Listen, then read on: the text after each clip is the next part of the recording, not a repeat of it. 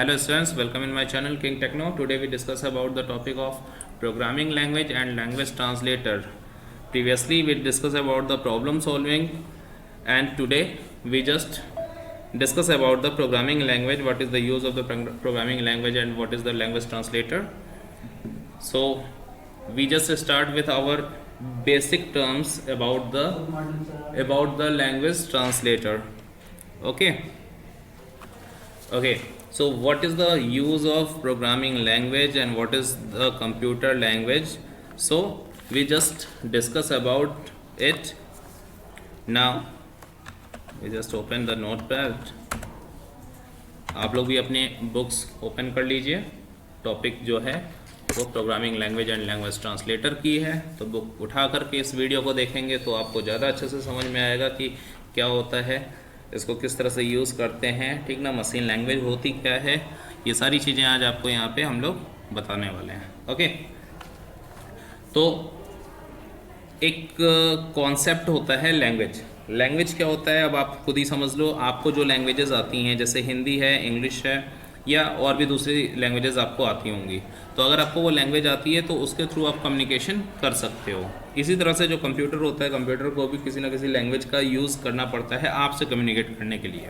Just because of computer is the machine, और ये electronic machine है, इसमें जो भी चीज़ें एंटर की जाती हैं, जो भी इनपुट किया जाता है, जो डेटा जाता है, वो 0 और 1 के फॉर्म में जाता है, जिसको हम लोग बोलते हैं मशीन लैंग्वेज.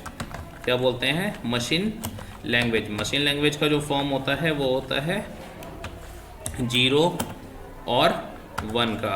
ओके, तो 0-1 में ही कंप्यूटर जो है वो हर एक चीज़ समझता है. जब आप कुछ भी इनपुट करते हो उसका वो 0-1 फॉर्म जो है वो इस तरह से कंप्लीटली तैयार करता है, जैसे कुछ भी एक ऐसा वो तैयार कर सकता है. तो जो भी आप डेटा इसमें इनपुट करते हैं वो मशीन लैंग्वेज में जाता है और वो 1001 के फॉर्म में आता है.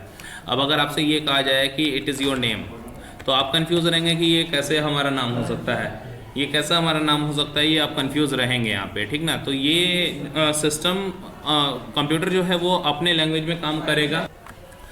ओके, तो यहाँ पे जो हमारी लैंग्वेजेस हैं उसमें 0-1 की कोडिंग जो है वो उसके थ्रू हम लोग कुछ भी समझ नहीं सकते, क्योंकि हमारे पास जो भी चीज़ें आती हैं वो इंग्लिश में होती है या हिंदी में होती है. हम लोग उसी लैंग्वेज को समझना चाहते हैं, उसी को समझते हैं. कंप्यूटर जो है वो मशीन लैंग्वेज है, मशीन है, तो वो मशीन लैंग्वेज को समझता है, और मशीन लैंग्वेज जो है वो 0-1 के ही फॉर्म में जो है सेट हो सकता है. तो मशीन लैंग्वेज का फॉर्मेट ऐसा होता है. अब आपको कुछ चीज़ में समझ में आ रहा है तो आपका जवाब होगा नहीं, क्योंकि ये नंबर क्या बोल रहा है मुझे नहीं पता.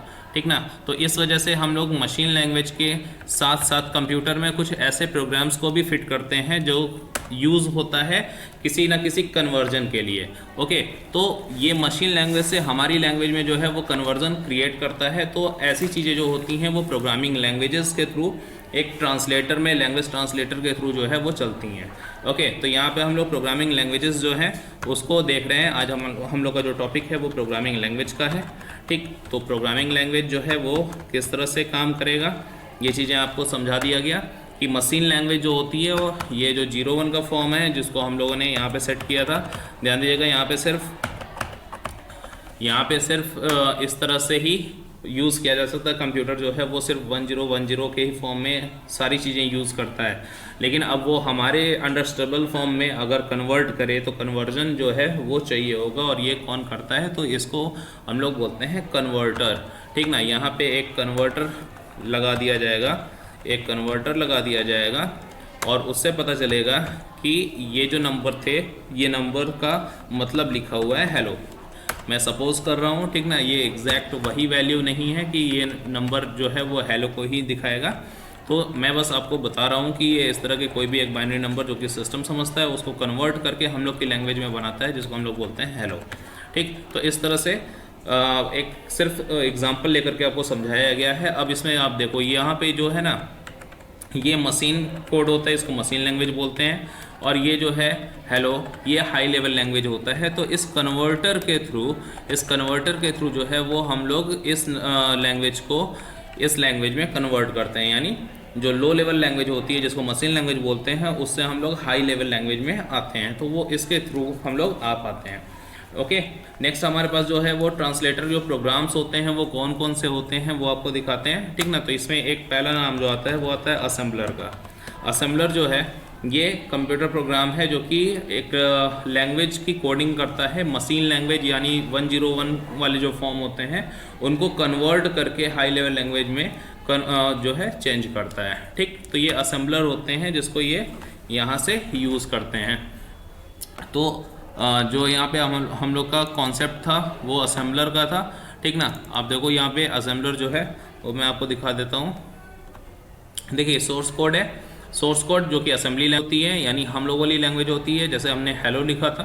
ठीक, तो वो वाली लैंग्वेज यहाँ पे होगी, उसको वो कन्वर्ट करके असेंबलर में ऑब्जेक्ट कोड में यानी मशीन लैंग्वेज में जो है वो कन्वर्ट करता है, जिससे कंप्यूटर उसको समझ सके कि क्या इनपुट हुआ है। जब इनपुट अच्छे से हो जाएगा तो सिस्टम जो है वो उस पर काम करेगा और उसके बाद फिर उसको कन्वर्ट करके आपको दूसरे फॉर्म में दे देगा, यानी हाई लेवल लैंग्वेज में दे देगा। तो ये हमारे असेंबलर थे जो कि इस तरह से काम करते हैं। यहाँ देखिए लिखा हुआ है an assembler is a program that convert an assembly language code also called as a mnemonic code.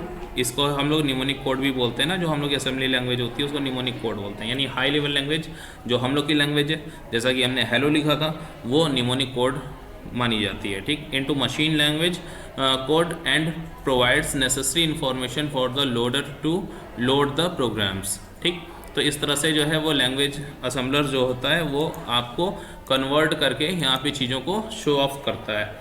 Okay, इसके बाद हाई लेवल लैंग्वेज जो है वो हम लोग देखते हैं यहाँ पे जो हमारा असेंबलर है वो सोर्स कोड यानी हाई लेवल लैंग्वेज जो होती है, हाई लेवल लैंग्वेज इसको यूज़ करता है। इसको यूज़ करके और हम लोगों की जो भी इंफॉर्मेशन होती है, जैसे हमने यहाँ पे लिखा hello this is computer class. Okay, ये हमने लिखा, तो हम लोग देखिए इसको पढ़ ले रहे हैं hello this is computer class, लेकिन क्या यही इंफॉर्मेशन सेम कंप्यूटर के अंदर गई? नहीं, क्योंकि कंप्यूटर एक इलेक्ट्रॉनिक मशीन है, ये इलेक्ट्रॉनिक चार्जेस लेता है, यानी 01 के फॉर्म में ही ये इसको देता है। तो निश्चित रूप से यहाँ पे असेंबलर लगा होगा और इसके बाद ये इन कन्वर्जन को कंप्लीट किया होगा। ठीक है, तो यहाँ पे इसको कन्वर्ट करके बाइनरी लैंग्वेज में, जिसको मशीन लैंग्वेज भी बोलते हैं, जिसको 01 का फॉर्म बोलते हैं, यहाँ पे जो एग्जांपल आपके सामने यहाँ पे दिया गया था, ठीक ना, इस वाले फॉर्म में असेंबलर कन्वर्ट करके हमारे कंप्यूटर में एंटर किया होगा इस इंफॉर्मेशन को। तो ये हाई लेवल लैंग्वेज है जो कि यूज़ की जाती है। इसके बाद इंटरप्रेटर की बात आती है। इंटरप्रेटर क्या होते हैं? तो इंटरप्रेटर जो है ये भी एक तरह का कन्वर्टर है जो कि यूज़ किया जाता है सिस्टम के थ्रू। ठीक ना, तो इंटरप्रेटर जो है वो लाइन टू लाइन आपके जो भी कोड्स होते हैं उनको ये कन्वर्ट करता है। तो अगर आपने अपनी प्रोग्रामिंग लैंग्वेज 5 लाइन्स की लिखी हैं तो पहले फर्स्ट लाइन, फिर सेकंड लाइन, फिर थर्ड लाइन, फिर फोर्थ लाइन, फिर फिफ्थ लाइन, इस तरह से करते हुए ये एक एक लाइन को कन्वर्ट करेगा। कहाँ से? सोर्स कोड से, यानी हम लोग की हाई लेवल लैंग्वेज से ये लेकर के जाएगा कहाँ? लो लेवल लैंग्वेज में, यानी मशीन कोड में इसको लेकर के चला जाएगा। तो ये इंटरप्रेटर होता है जो कि लाइन टू लाइन लेकर के चलता है। इसके बाद अगर हम लोग सेकंड जो कंपाइलर की बात करते हैं, तो जो सेकंड कन्वर्जन है वो हमारा कंपाइलर है। कंपाइलर जो है वो क्या करता है? ये आपकी लाइन टू लाइन को ना करके ये पूरे पेज बाय पेज कन्वर्जन करता है। तो ये कंपाइलर है जो कि इस तरह से काम करते हैं। ठीक है, देखिए कंपाइलर जो है वो क्या लिखा हुआ है?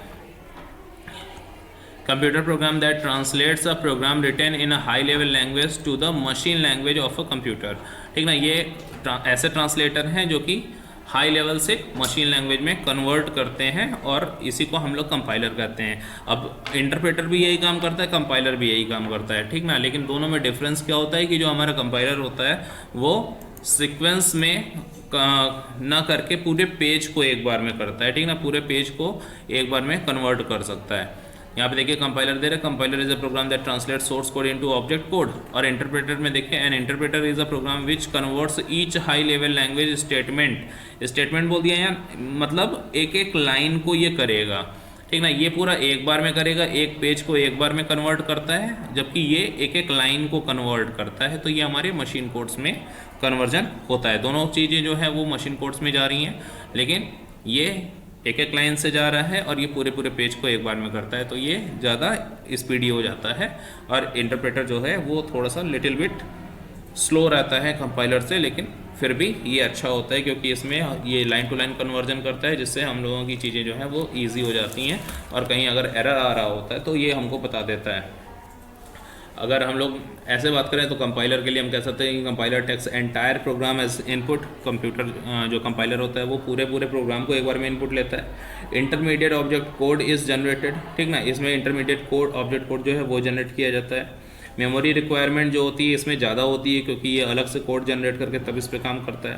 Program need not be compiled every time, यहाँ पे प्रोग्राम जो होता है वो हर बार कंपाइल करने की ज़रूरत नहीं होती, एक ही बार में काम हो सकता है।